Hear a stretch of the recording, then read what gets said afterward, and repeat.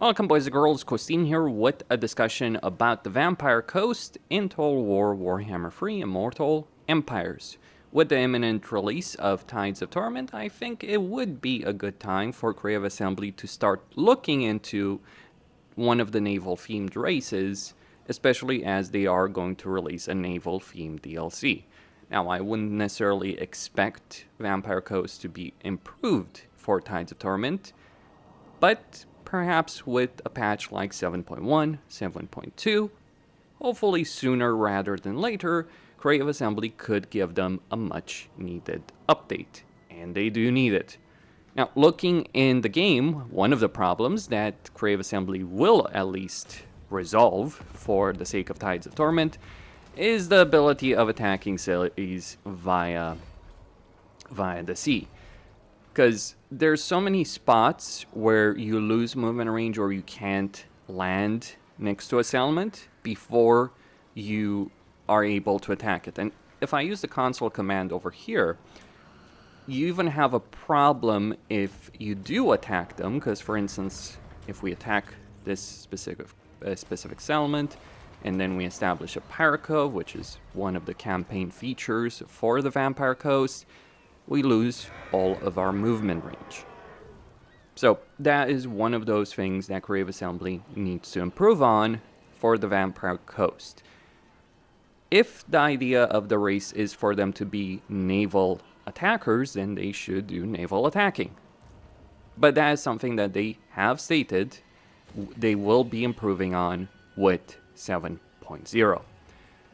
But obviously the race in itself could also use an overhaul.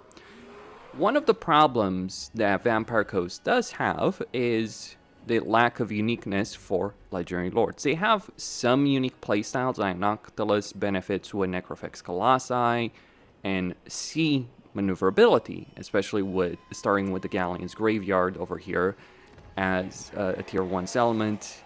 Kind of a shame it's a tier 1 settlement, should be tier 2 perhaps. But all the same, you do have some benefits to specific playstyles, but there's never any kind of unique mechanic available to them. And the racial uniqueness is also perhaps lacking, because you do have infamy, and then it's like spawning certain powerful armies that you have to go out. It's kind of like a quest battle, but also not really a quest battle, because it's just a regular battle against a especially high-end army. It's not exactly the most fun and engaging system.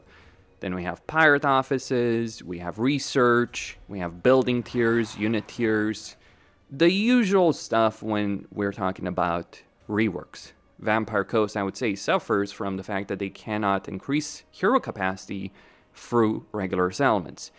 And one can argue about the idea that they can increase it with certain horde armies, but they only have 5 of these per faction.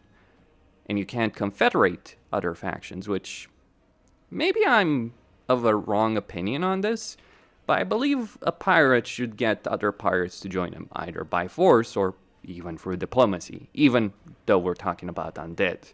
Or we can ask a favor from Nagash and he can do it for us. The Vampire Coast, by the way, well, Noctilus and Aranessa died in the Dreadfleet game, so it was just basically Luthor Harkon, and Silostro is created for Warhammer 2. That is absolutely one of the problems. Their economy also kind of doesn't work out, because they don't have the same kind of benefit for ports that Norska does. Norska has significant faction benefits that they can gain, even if it's very slow, but they can gain them through ports, and they can get ports to the highest level at tier 3 as opposed to tier 5 for the Vampire Coast. I think it's telling when Norska is doing something better as a race compared to anyone else.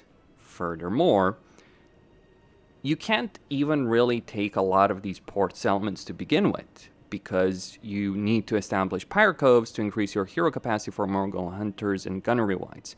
You might take a provincial capital for Vampire Fleet captains, but essentially Vampire Coast was designed around the state of affairs of Warhammer 2. Limited armies, supply lines, it worked back then. Not quite sure it was as brilliant as some other people believed, but at least it was functional. Nowadays, Warhammer 3 works very differently in terms of campaign pacing, design, and so on and so forth. The Vampire Coast isn't even a great faction to sack and pillage settlements, and if Norsca's getting a pillaging mechanic, maybe Vampire Coast deserve that as well. I mean, they have done updates or DLCs where they updated unrelated race. For instance, Dark Elves got instant construction from Cast Dwarves shortly after Cast Dwarves were released, or roughly same time. I think it was roughly same time or shortly after. Can't exactly remember, it's been a while.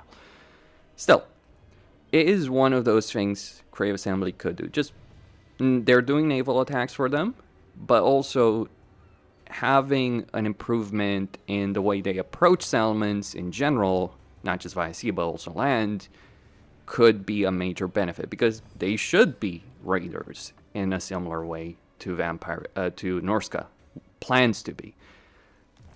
Beyond that, there is the major issue of the Vampire Coast. Beyond the problems of campaign mechanics and limitations, there is also the unit roster.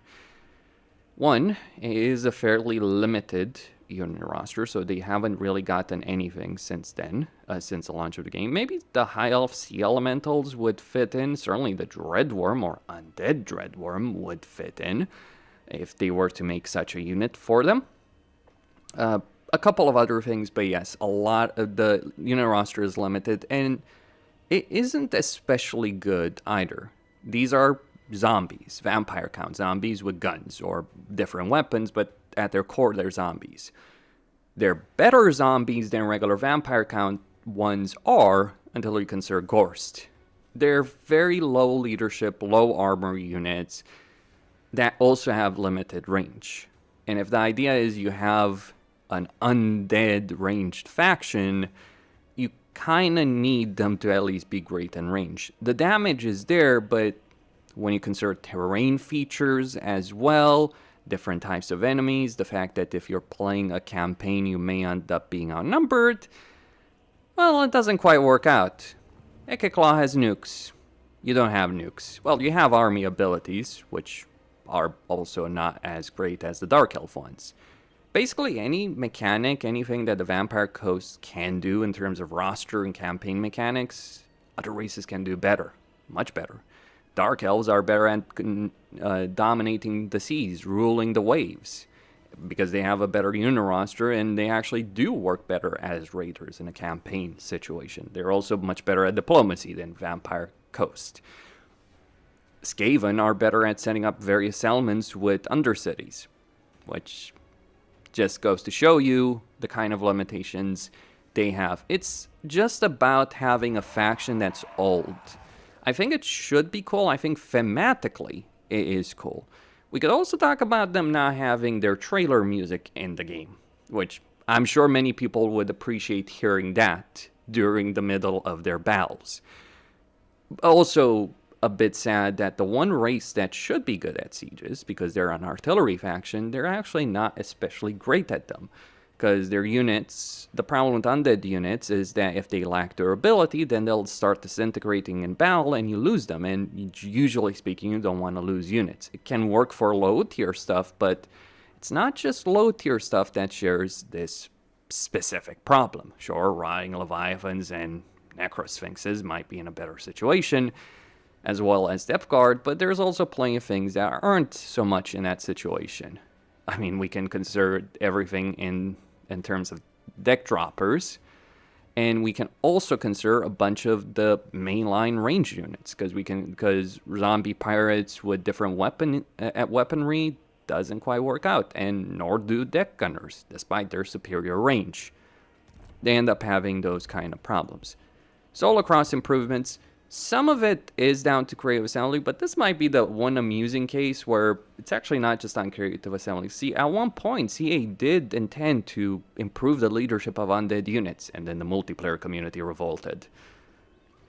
So, that's on CA for listening to maybe people they shouldn't have, or ignoring the consequences it would have on vampires or undead in general in a campaign setting. Worth pointing out. Costin here, signing out. Don't forget to subscribe, like, and enable notifications. And stay tuned for more. Maybe we'll rule the 7 seas once.